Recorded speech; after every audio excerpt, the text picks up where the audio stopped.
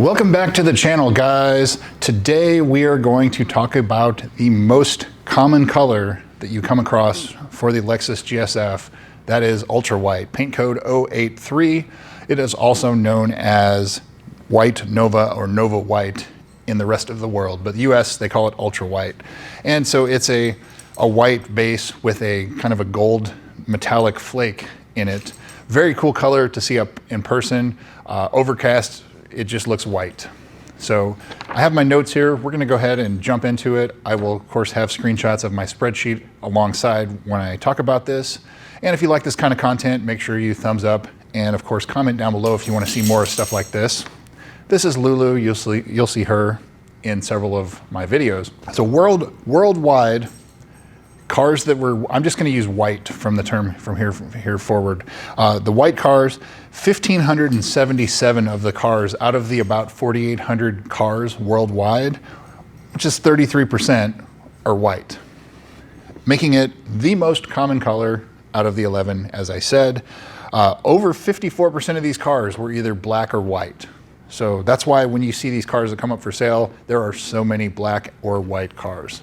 So by market, I'll give you the numbers for the market, and then I'm going to break down more of the US production, since I'm in the US, a lot of the viewers are in the US, but I still like to have some of the world numbers included. For the US market, call it the US 49 because Hawaii, Guam, Puerto Rico are kind of their own separate markets. So 647 for the US 49 out of 2347 cars, 24 for Canada, 4 for Hawaii, 2 for Guam, 8 for Puerto Rico, 722 in Japan out of their 666, which is 44%. That's the highest production out of any of them. 44% of these cars in Japan were white. They like white cars. 49 in Australia, 9 in New Zealand, 1 in Hong Kong, 24 left-hand drive Europe, 12 right-hand drive Europe, 66 for the Gulf Corporation Council, that's the GCC, the Gulf market, 9 for general markets, which is everywhere else in the world that wasn't already mentioned, and 11 pre-production and or unknown cars. So that's either something that was pre-production that I don't have any information on, or it was crushed before any other information has existed. So now let's go ahead and break down those 647 USA 49 market cars. 12 of them had LA10, which is the white interior. It's called Stratus Gray. 266 had the LA20, which is the black interior, and 360 had the LA30 interior, which is of course the red.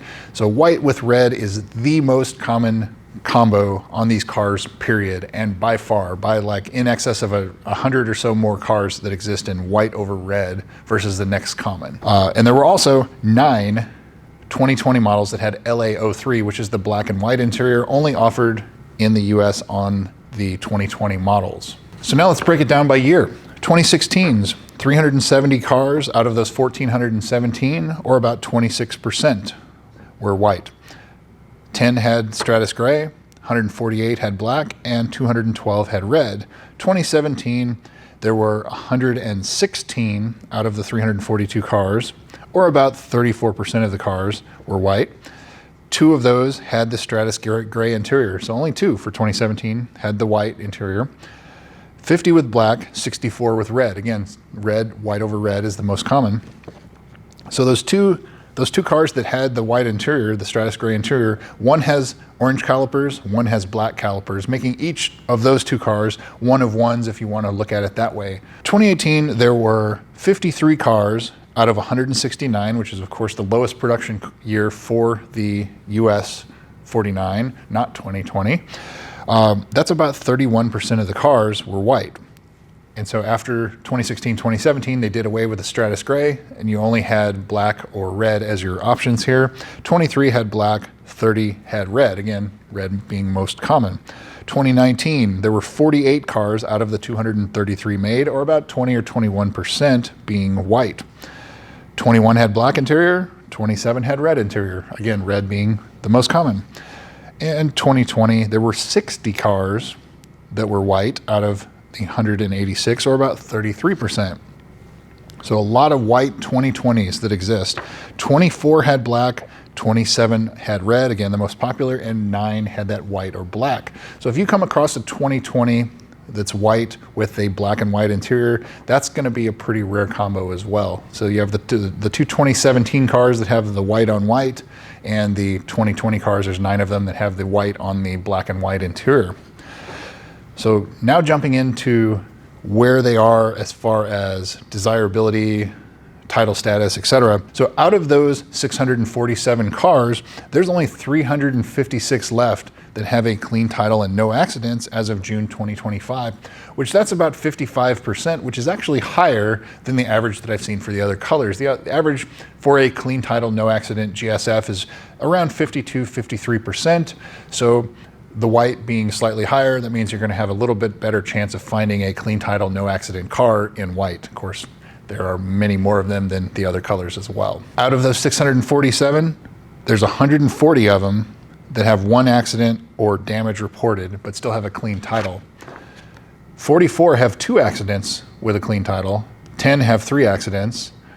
3 have 4 accidents. 1 has 5 accidents and still has a clean title, and 1 has 6 accidents and amazingly still has a clean title. I don't know how you manage to have 6 accidents, still have a clean title, unless it's just a bunch of fender benders or something like that. You have to also keep in mind too, when you replace a windshield on these, which can cost in excess of $2,000, if you turn it in under insurance, a lot of times the insurance will turn that into Carfax and it will show as damage reported.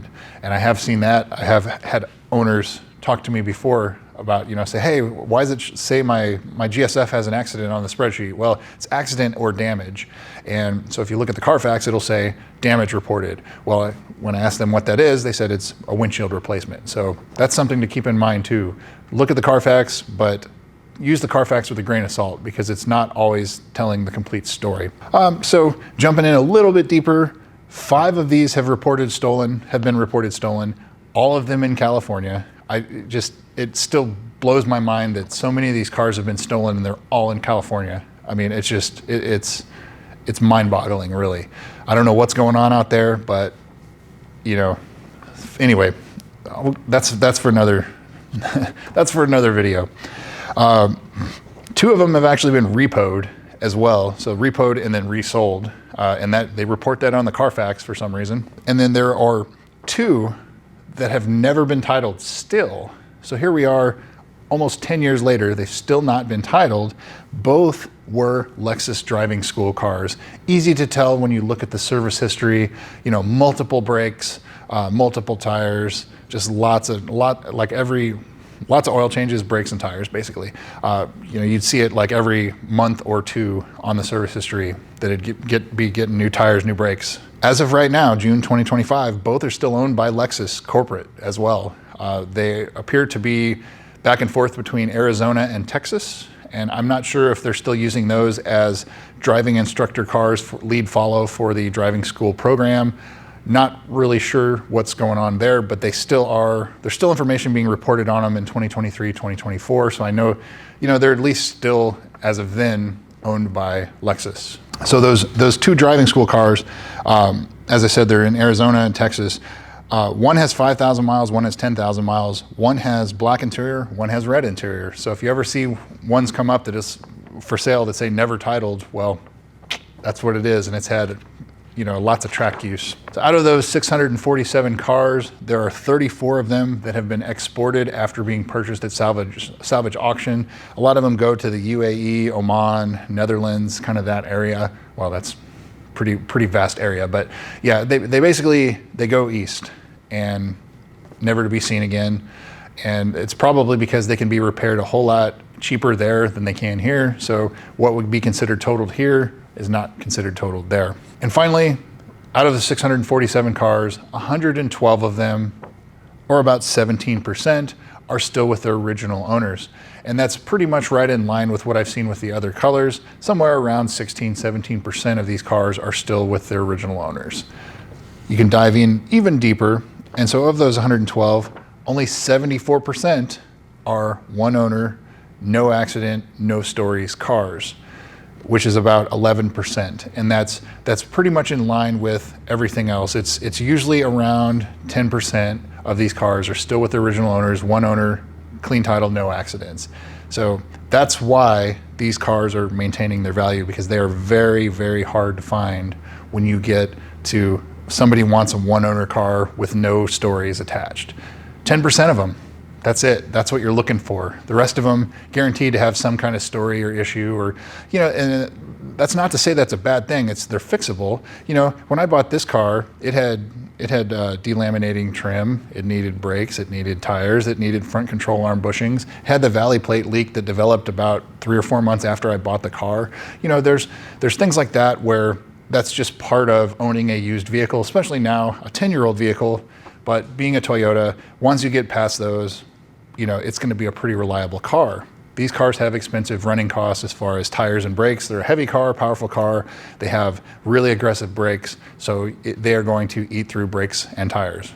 You have to expect that going into it. So anyway, that's what I have for you today on the Ultra White production. So we have 2 colors left in this series where I'm going through the production on all these cars. First is Caviar, that's paint code 223. And of course we have Atomic Silver, which is sort of the golden looking color silver that you see on these cars, both of which are common colors. If you add up the white, the black, and the Atomic Silver colors, that is over 60% of the production that exists in those 3 colors. Very common, popular to see. But you have to also think that the average person that bought these cars new was 58 years old.